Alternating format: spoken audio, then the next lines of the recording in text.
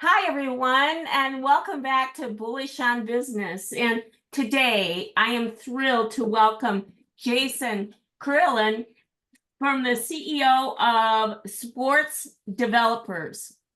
You know, Jason brings deep global corporate experience and has channeled that into entrepreneurship, building commercial real estate, and now pioneering sports and athletic development projects.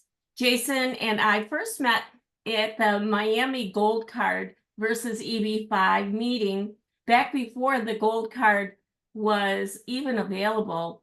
He's been close to the action and invests in the immigration ever since. And his perspective on the EB-5 and global capital is exactly what founders and investors need to hear right now. Jason, welcome to the show and happy birthday. Oh, thank you, thank you, thank you. It's a good day, and it's symbolic that it's on my birthday. Yes, absolutely. Well, we're going to jump right in, and everyone likes to know, how did this all get started? What's your origin? And what is your origin story? You know, what initially convinced you to jump into the EB-5 space, and what do you think about it, and why did you do it? So I think that people, immigrants like myself, and I'm a naturalized U.S. citizen since 2017, and the path of different people coming to America. I mean, it's very, very personal, very, very different. If somebody told me 15 years ago that I'd be living in the States, I would probably not believe. Though I consider myself sort of Western educated and Western minded person, coming from Eastern Europe, but I was totally fine. I was working for oil and gas, and this was actually BP and Amoca, right? So it was very corporate. Energy, and what energy companies do, they go to different provinces around the globe looking for oil and gas. So I joined them about 30 years ago. I don't remember when exactly. And everything was fantastic. Now, coming to realizing sort of what America brings, people think about different things. To me, uh, the words such as freedom and protection of private property, and protection of personal freedoms, freedom of speech, these are not empty words, right? So it's important for me, and there are certain things beyond money. The money is important. There's lots of money in America, but also freedom, basic human freedoms are also important. So the reason I'm telling all of this, EB-5 is a wonderful program, which I know many people have been criticizing. Some politicians been criticizing, and specifically, everything that the administration is doing right now is changing. Of course, I'm not going to even talk about that, but it's an ability to improve and maybe go further. But the very idea of EB-5, which is okay, you're based internationally, you're a foreign person, you want to come to America for good, you want to be successful here. Well, how's about you invest?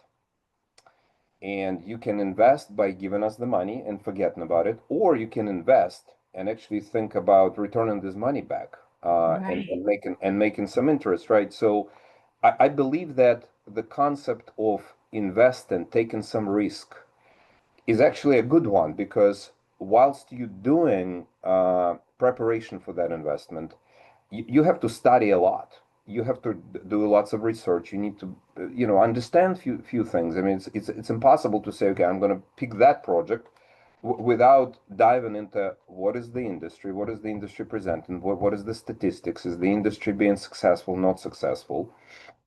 EB-5, if I remember correctly, started 30 years ago. Mhm. Um, and it was all related to creating jobs, right? Otherwise, Congress would have never supported that path to citizenship in the United States just by giving money. That's strange. If you create jobs, though, with your investment, that's fantastic. And so, 10 jobs per investment. There is a methodology, and there are certain, certified companies that are carrying this. Our project specifically, I think, was about 89 or 90 jobs, which always interested me. Like, how did we arrive to 90 jobs? But whatever. So it's 90 jobs, which means potentially 8, 7, 8, 9 investors, which is great. And so the concept of EB-5 has always been extremely appealing to me. When I first heard about it 10 years ago, I basically said, wow, this is great. So you are helping foreign individuals come to America, follow the path that you have done, and also they're bringing money. And Right. and immediately, my idea was like, gosh, what if I um, can help these people come to the United States, but also what if these people could help me Mhm. by allowing to use their funds and channel those funds into my own project. So that's kind of the central idea. But this is for me and my group, this is the first EB-5 project. So um, happy to tell you that first I was super careful and I kind of wanted to study. I wanted to understand what does it take to Mhm. attract these people? How do you find these people? How do you source the investors? So, um, my partners and I, we set up a company which was a brokerage house. And the Okay. job of that brokerage house was to look for investors. So before we even talked about, attracting the investments, we kind of said we're going to study the market and maybe have a business where we get the percentage interest or get some commission for finding investors. So we set up a company called Second Wind EB-5. It's still active, but not super active because that market is very, very curtailed. But the market is shrinking in the Eastern Europe. But this was a great experience to understand what's valuable to investors, what's driving investors, what's driving their decisions, and it's been eye-opening. It's a very, very, very complex, though interesting business, very demanding, very challenging. Um, when you sell, when you sell iPhones or you sell shoes or apparel, that's pretty straightforward, though not simple. EB-5, you're not just selling an investment product. You selling new chapter in life of people. You selling an opportunity for them to get path to citizenship in America, and it's as you can imagine, it can be super complex, or it can be on a spur of a moment where all the stars align and the investor says, this is exactly the project I want, this is exactly the people I wanted to deal with. You need to earn trust. Uh, Later back in 2019, we haven't had this, crazy idea. What if there was a global platform like Amazon? Yeah. And people could come in and could basically say, this is the investment I'm looking for. This is the, specific EB-5 project that I'm interested. This is my family situation, and put an offer and wait until brokers and immigration attorneys and all other constituents and players come back to you with an offer. This is what we could do for you. And we thought this would be almost like an Amazon. In fact, we came up with the name Citizenship plus Amazon Citizen. And I think Oh, I even that's had clever. yeah, and I even have a trademark for this name, but unfortunately I lost the .com website, which people are trying to sell back to me. So somebody will do it. It's just a matter of time. It's a very, very complex product. There will be governments involved and lots of constituencies, but at the end of the day, some platform, global platform, where investors meet with service providers, Mhm. has to be created, and it will have place. It's just you and I understand it's just a matter of time. Right. It really is. And I thank you for that. It is complicated, but what I found when I spoke with you and Ashkish, who works Yes, with Ashish is my partner, huh? he really laid it out. When I look at your project and the important aspects of of your project, you have every single I dotted, every single T crossed.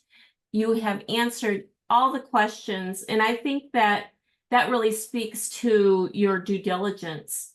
The project, I think, is also very special in that you are really mapping these funds for sports and athletics, which is for youth facilities, multi-sport complexes, and really to bring the community together. And not only are you creating all of those jobs, you're bringing something to the community that is going to be enjoyed by everyone in the community. How did you actually come up with that idea? I Sure. though want to circle back with your huge idea of global citizenship, because I did not know you had that idea prior to you just describing that. So let's talk a little bit about the sports angle, and then I want to ask a few questions about your global citizen idea, which is really cool. So let me talk about the project specifically, Yes. and for a second, even unrelated to EB-5. So sports in American society has always been, played a huge role. Okay, always. Um, it's part of the culture. If you're good in sports, you're sort of successful, and you are in the upper stage of the Maslow hierarchy, and you're respected, and it's great. So there's never been a lack of sports in the American culture. Now, what's happening lately, and the trend we're seeing is commercialized approach to delivering sports facilities, right? So in the old days, who could afford indoor, expensive, air-conditioned space? Could an average club afford to rent such a space? And if we go back into the 70s, the 80s, and 90s, I could probably draw some statistics, but largely speaking, by talking to the industry, I mean, that was not the case. A local club in Houston, or in Arizona, or in Florida, probably couldn't afford a sport facility. Now they can, because of the influence of the overall sort of the industry, how parents and kids aspire to be successful in sports. It's probably related to opportunity, which is a rare opportunity, to get scholarships with best colleges. And we all talk scholarship, but like there are certain sports where only 1% of kids will end up getting scholarships, but still it's 1%. It's not only that, as I said, this is how now parents talk to their kids, because kids are almost entirely, their free time is in gadgets, right? This is how they discover the world, and it's no longer, hey son, let's sit down across the table, let's talk about your life, let's talk about the future. That's not how communication happens. They talk through engagement in their sports life and their successes. They travel together. They go to hockey, team games. They go to volleyball moms. I think the books will be written about volleyball moms and what it means for parents to accompany their kids to all those tournaments. Baseball, American football, right? So it's all common. What we see is the demand and the purchasing power. So we now in a position to actually plan and build multi-million-dollar facility, uh, where the tenant is going to be a club, and the club is supported financially by the owners based on personal guarantee of the owners, and that kind of creates a sufficient project. At the end of the day, we can dream about building whatever, but if banks don't support the construction and don't finance your construction based on poor credit score, poor credit report, or the lack of viability or security of the finances in the eyes of the bank, it's not going to move forward. Well, guess what? There are special investment funds right now, federal level. There are huge funds, huge money are pouring into the sort of kids sport, youth sport programs. And I'm not talking about high level, not NBA, NFL, these multi-billion dollar institutions, but really locally. And so this is one opportunity where we thought we would jump in as developers. And we started with a metal warehouse type building where I always thought, it's probably going to go to, oil and gas, oil field services, one of your Schlumbergers or Halliburton's. Well, guess what? They never showed up. Hmm. And the offer to rent those facilities came from a local volleyball club called Katy United here in Katy.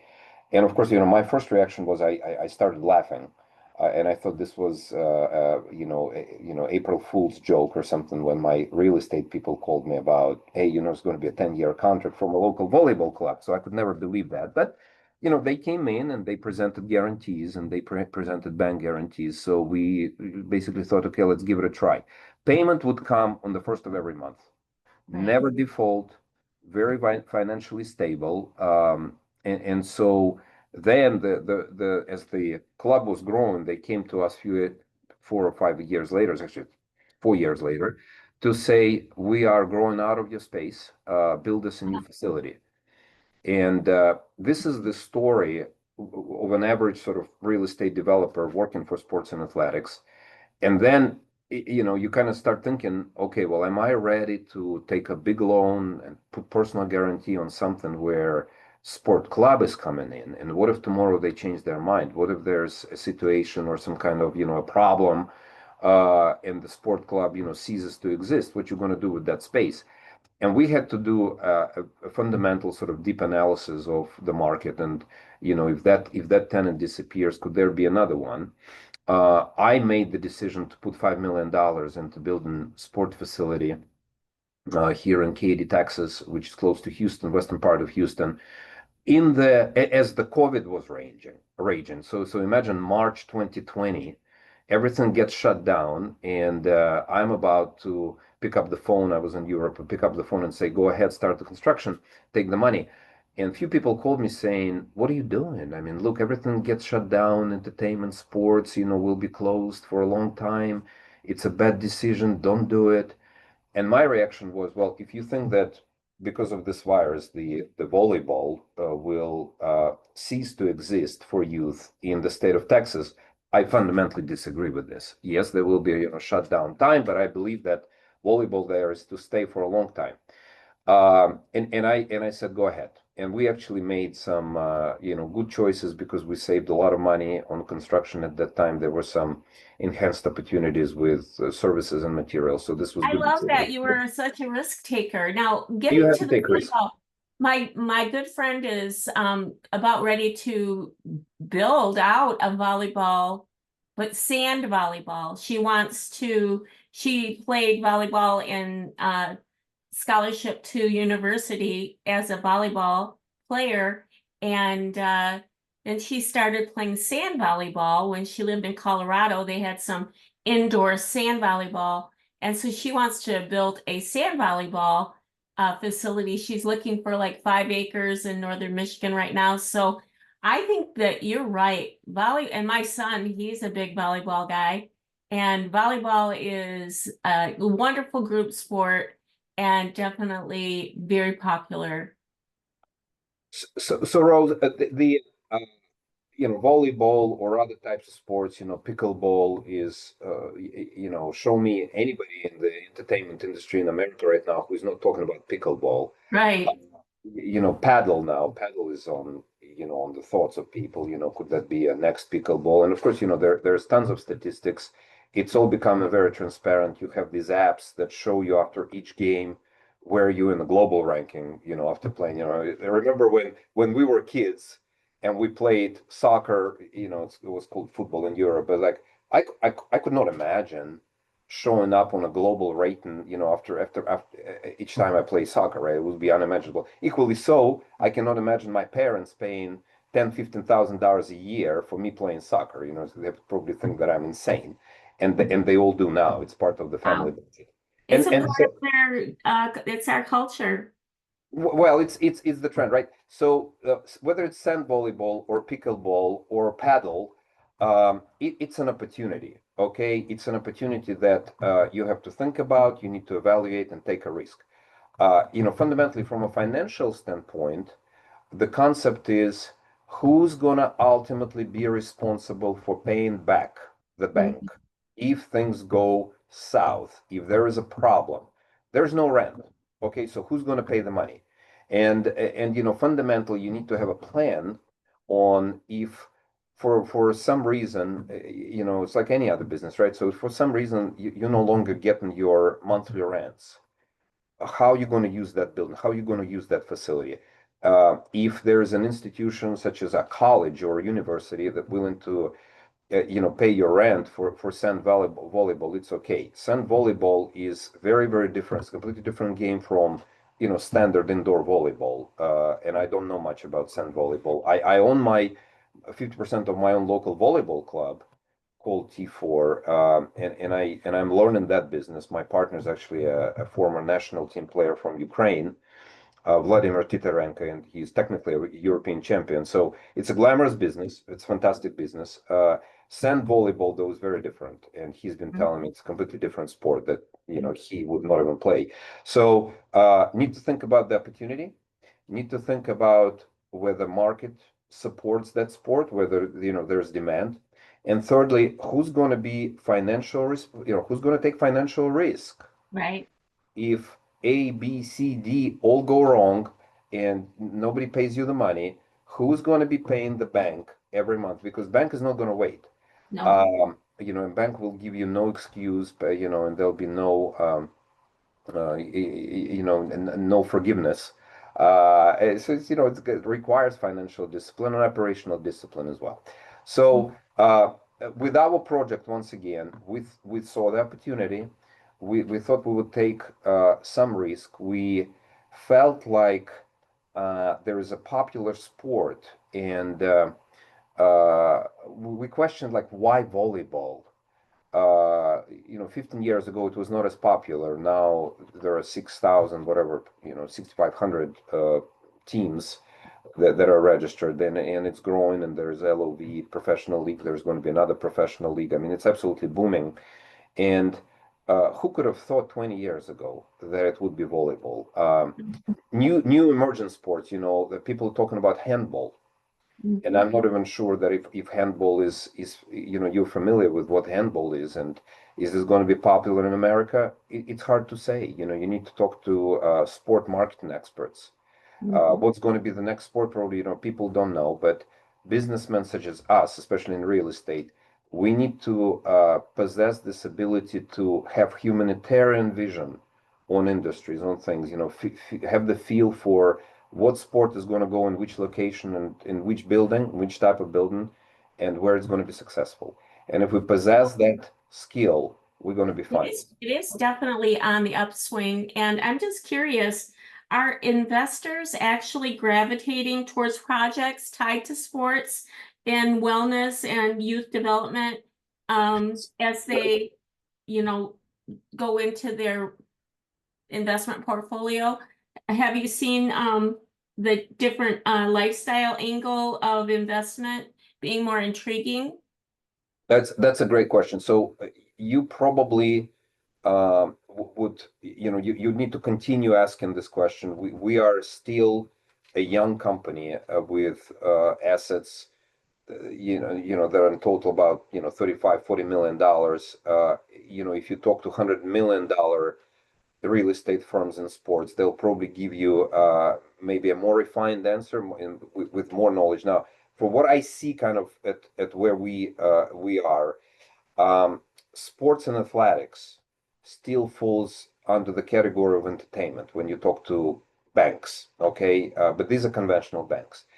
Do we see explosion similar to dot-coms, back in the days, or everybody wants to invest in, high tech and IT, 5, 7 years ago, and people just give me the project, here's the money, just give me the project, I don't care. No, we don't necessarily see this kind of interest. We don't see any explosive reaction to investors. Now, we do read about very serious institutional investors coming in, and they're specifically interested in sports and athletic, right? So they're interested in different types of technologies. In the court, for example, just to give you an idea, in the sports courts, one of the limitations are the lines, right? So you can have lines for one type of sport, another type of sport, but it's really when you have lines for 3, 4 sports, let's say basketball, volleyball, pickleball, you're already coming in, and there's so many lines that it's kind of not easy, right? So so German folks called ASB floors, they came in and they introduced the glass floor, which is specialty glass, very firm, very sturdy. And then there's LED lights underneath, and you can come in and you can pretty much say, give me any sport lines you want, give me basketball. That's Give me, clever. Wow, yeah, great it's idea. good. And they I think they're certified by sort of basketball association, and they're actually selling their products successfully now. They visited us in Houston, and we felt in love with their products. We were so happy. folks like us, we need credit. Okay, we need some financial help because that product, as you can imagine, it's extremely I mean it's affordable, but it's not cheap. Right. It's expensive, right? I do feel that if I put that floor in one of my gyms, I would probably have an avalanche of customers and it would become, like one of my investors put it, is going to be a museum or, sports museum. Absolutely. But, when you have an incremental investment need of about $1 million or up, you kind of start thinking about it and it doesn't fit your standard model. We all have economic models we calculate. We need Sure. some level of return. And so for that, I need either some sponsors to help me, which maybe I need to be doing better job looking for those sponsors, or it needs to be with the sellers of the product giving me credit terms. Well, let's talk about that because this podcast is going to be seen by those people. What kind of sponsorship would have you considered? Would they be like gear, like the basketballs and the Nikes of the world, that type of thing? So it's a great question. So I'm very confident that I have an opportunity to build a small, think about 14,000, right? Think about two basketball courts for sport facility indoors. Absolutely. We are kind of in the South here. So, we need air conditioned space. Nothing's going to work here without air conditioning. And so imagine a wonderful air conditioned space with wonderful lights, two basketball courts, three volleyball, maybe six pickleball. If I had a serious sponsor helping me with 1.2 million dollars to put that wonderful ASB floor, and of course this would be on credit term. I can absolutely assure that I can put more sports during the day, and Mm-hmm. my hours would be filled just by even renting the space Mm-hmm. from 7 o'clock in the morning until midnight. Here Yes. at Oh, it here at sounds so my exciting. yeah, it's absolutely so. I'm willing to reach out. It's just there's not enough time during the day for me to do all of That's that, for you. and I can't. So I'm thankful to your podcast, and maybe somebody will hear me out and will reach out. So I know how rent works here. I know because my volleyball courts, and we have six volleyball courts here locally. Prime time is always taken. Okay, so prime time with sport facilities anywhere in America, where the large cities are, especially Houston metro, 7 million people, they're always taken. So from 5 to 9, we're doing fine. It's always taken. We get good money. It's quiet right now. I mean, I got sport gym behind this wall, and it's 11 o'clock in the morning on Friday. Yes, everybody in school, people are working, so I don't have any demand in the morning, which eats up my margin, right? Because I have to pay for electricity, I have to pay taxes, I have to pay insurance, and the costs are building up. So I need to have an ability to put more sports into my court, and one of the barriers are the lines on the floor. I mean, the lines are That's encrypted. funny. Yeah, that's interesting. If I had Nike or one of those wonderful Adidas or one of those companies, sponsoring the glass ASB glass floor with the lights, of course I would put more business, and of course I'd be more profitable, and I would happily advertise them, and I would happily, return the money back. Hmm. Wow, that sounds like you've got such a captive audience there in Houston, 7 million residents, but you're on the outskirts where a lot of the suburbia, where you've got a lot of the children and the people that are active that are looking to really engage. And I think it sounds like a brilliant idea. Well, thank you for giving me some in-depth knowledge about the whole sports. You have such a range, Jason. I think your range from your experience, you've worked in mergers and acquisitions, real estate, oil and gas. Now with EB-5, I think that you really bring such a depth and breadth to this space. When my question next, I want to kind of talk a little bit about your experience as an immigrant and coming to the United States and your unique view of global citizenship. And could you, unless it's proprietary, because I think you're onto something there. Can you dig a little deeper into that concept for me? Sure. So the question is generally about investment immigration. So, or is this more related to what we're trying to do with sports? No, Just no. to clarify for me. Like, I think the sports is so, I mean, we could talk, there, I mean, we could talk for hours because I'm so intrigued by, I'm thinking climbing walls, I'm thinking sand volleyball, I'm thinking these lines on the floor being more invisible, very huge. It's like you'll have a very versatile room, and you could, I'm so excited. And we, no matter where you go in the United States, we have so much going on in sports development. In Traverse City, we've got, we've got a minor league, but that organization, they're building out just like you're doing. It's so exciting. So we could go on that, but let's kind of circle back to the Okay. immigrant and the Amazon type approach to migration, because why I'm so excited about you to tell me your thoughts on that are because I'm a trend spotter. I used to work for IBM, and when I worked for IBM, they taught us to really watch those global megatrends. And Sure.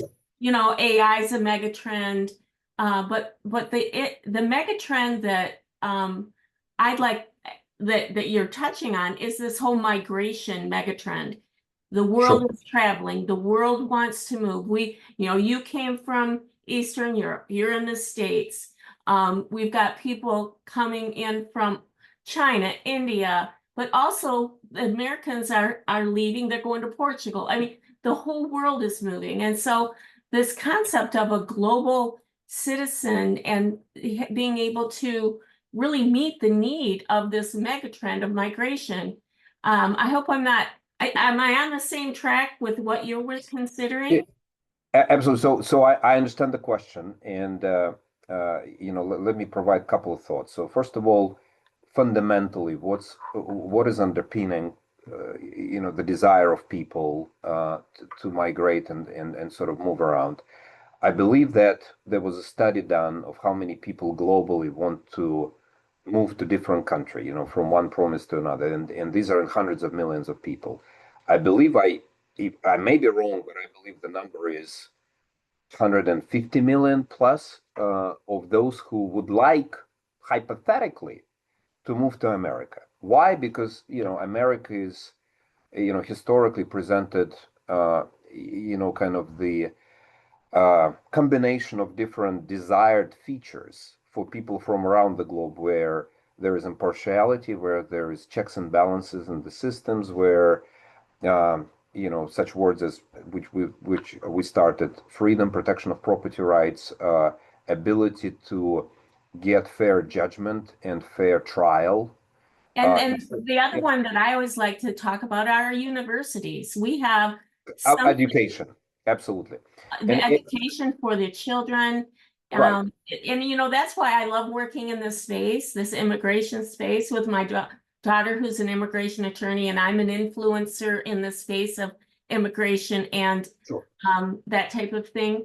So it's because, I was born and raised here, but we're selling the United States of America because I love sales. And so really being a proud sponsor, it really is something that I enjoy, and it makes my heart go like really flutter to hear you as an immigrant Sure. say these things, because we've gotten a bad rap over the last 10 years. I lived in England for 10 years, and as I was deploying my electronic medical record software, and there'd be people who love America and there'd be people that don't so much. So Sure. And it's a personal, yeah, it's a personal choice.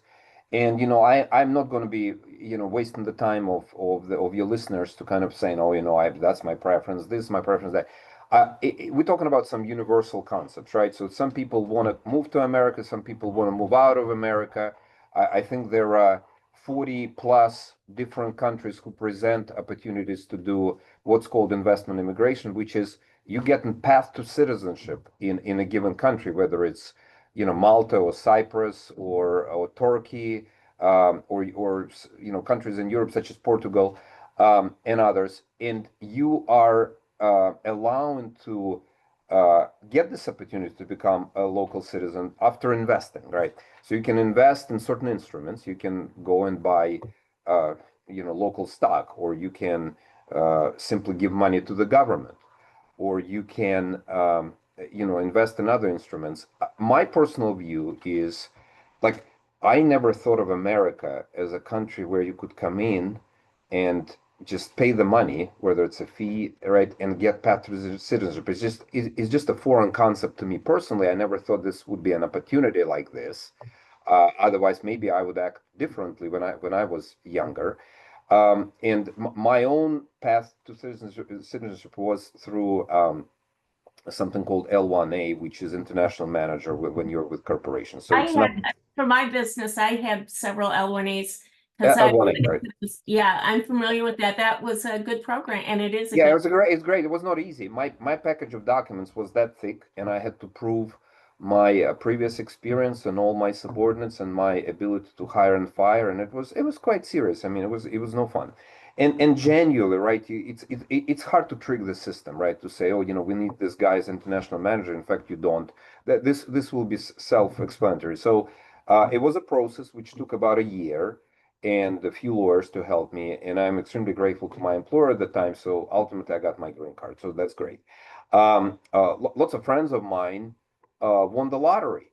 And you win the lottery, you get an opportunity to get the green card. You come to the U.S. Embassy, and they tell you, okay, that's great, but here's one condition: within 6 months, you need to sell all your property. You need to completely move out, and there'll be no tricks.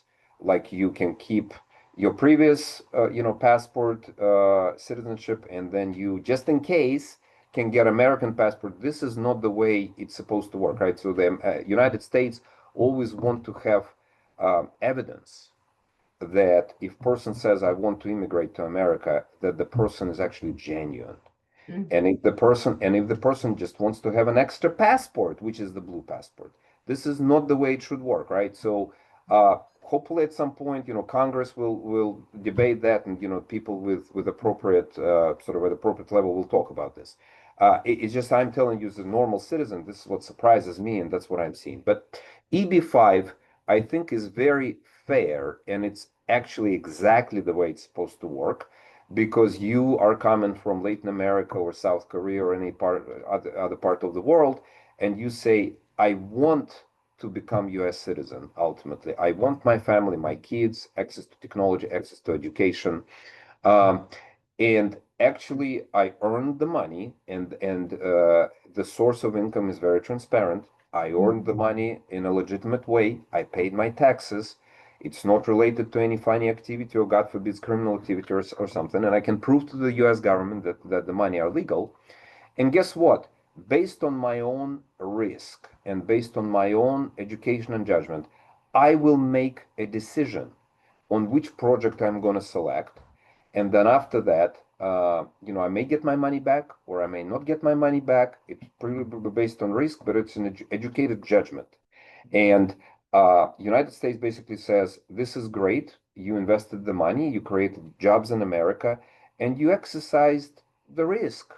So you are potentially an American citizen. You're just like us. You've taken the risk, you invested the money. We are welcoming you to America. So this is fantastic. Now, Yes. the problem with EB-5, personally, and I've been dealing with EB-5 for the last 10 years because of the side business I had, but now I'm kind of in the game. This is what I feel, and I would be prepared to talk about this in any audience. As a newcomer, as a new kid on the block, I feel extremely high barriers for me to enter.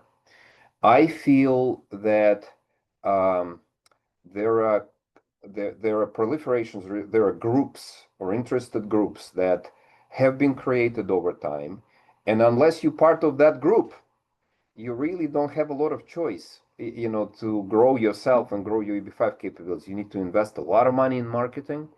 You need to have first-in-class project, and you know, truly, if your project is not strong and you are new, I mean, good luck. Good luck trying to find investors, you know, objectively, because it will be super difficult. It's Right. okay. I'm okay with that to be difficult. I'm not okay when I feel that the barriers are actually artificial, that it's based on, hey, you know, you don't know the right people, so you have no chance. You need to know the right people. You know, that's what I don't like. No. And you know, through and I feel that it exists. Obviously, you know, can I give specific examples? You know, I can't talk to specific examples. It's just the feeling I have. It's my judgment, okay, based on visiting different conferences, based different talking to different people, and I'm okay to pay. It's just, you know, I feel like I feel like you need to be a member of the club, to put it bluntly, okay, to be successful with EB-5, and I don't like that. Right. So this concept of a platform Right. was really about how do we get rid of middlemen Mhm. in between an investor and a service provider, okay? Because middlemen, they play the role. I mean, real estate brokers, they play important role, extremely important role.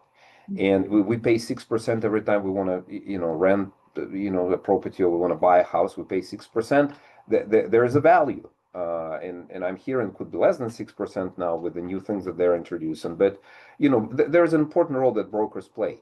However, um, if I'm an investor and I am, you know, coming from Poland or Hungary or any other, you know, country, how do I know where to place my demand? Mhm. How do I know that, you know, the service that I'm going to be getting is going to be fine, you know? And so traditionally, what they will tell you is, oh, you know, it's based on word of mouth. Word of mouth, that's what you do. You find a person who was successful, you go to that person, you get recommendation.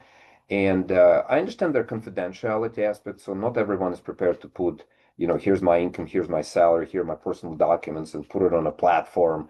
God knows what's going to happen, you Oh, know, I see what because you mean. Right. you know, it's a big, right, but don't tell me that in today's environment there are no ways of how you keep your information. I mean, banks, we keep 90% of our confidential information on iCloud, you know, whether Right. we like it or not. It's all on the web anyway. Right. So my view is that there will come a time when big players are going to get together and they will create a platform Mhm. where, regardless of where you want to go, a Europe or, you know, different country or America, you will place your demand, which is, I am a family of, you know, 3 kids, you know, 2 kids. I live, these are my conditions. I'm a qualified investor. This is how I prove that I'm a qualified investor. And then I'd like to try a particular program, and please reach out to me within the next 48 hours and let me know your offer. And then I will make an objective selection Hmm. based on transparent set of criteria of who's going to be my broker, who's going to be my immigration attorney, who's going to Mhm. be my consultant. Okay, but Wow. I will make this decision. That is really Right. very, And you so are a we disruptor. You're a yeah, disruptor. I know it's a disruption, and of course, you know, It's not, it's awesome.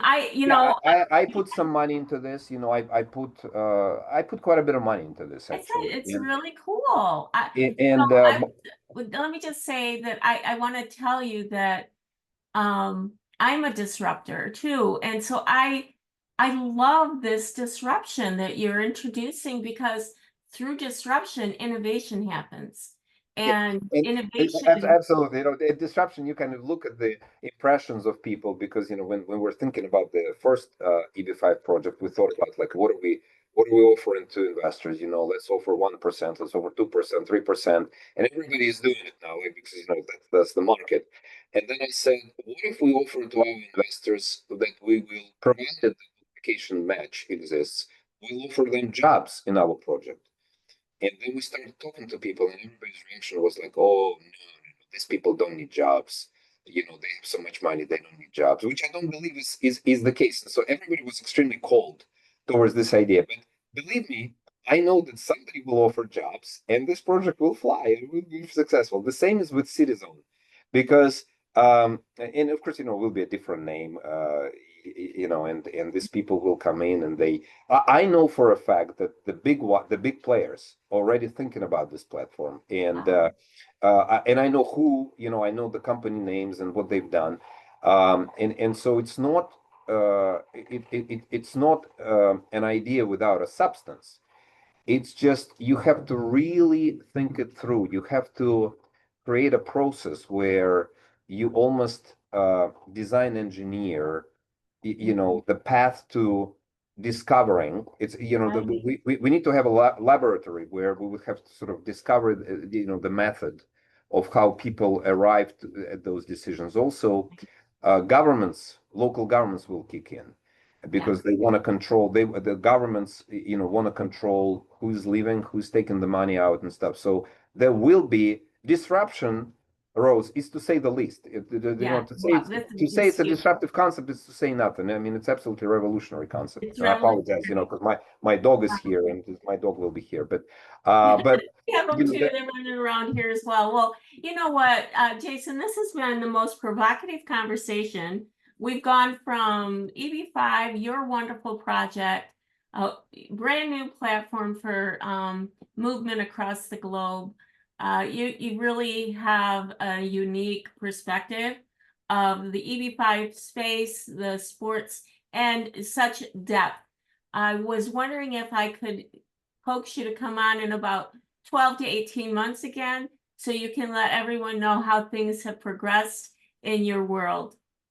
Absolutely, absolutely. It would be my pleasure. It's exciting conversation, and thanks for your questions. So it's been a pleasure. Awesome. And before we say goodbye, is there anything left last minute that you'd like to share with the audience before we say goodbye?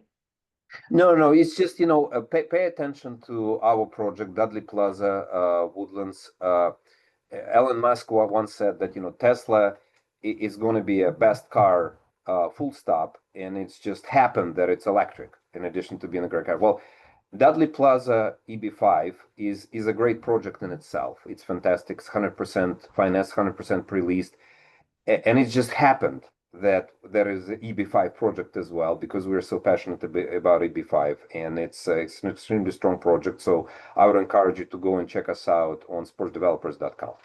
Absolutely. And you'll find all those details in the show note. And with that, thank you, Jason. And we'll see you all next time on Bullish on Business podcast. Make sure you subscribe, like, and share this video with your colleagues. Take care. Bye, everybody. Bye.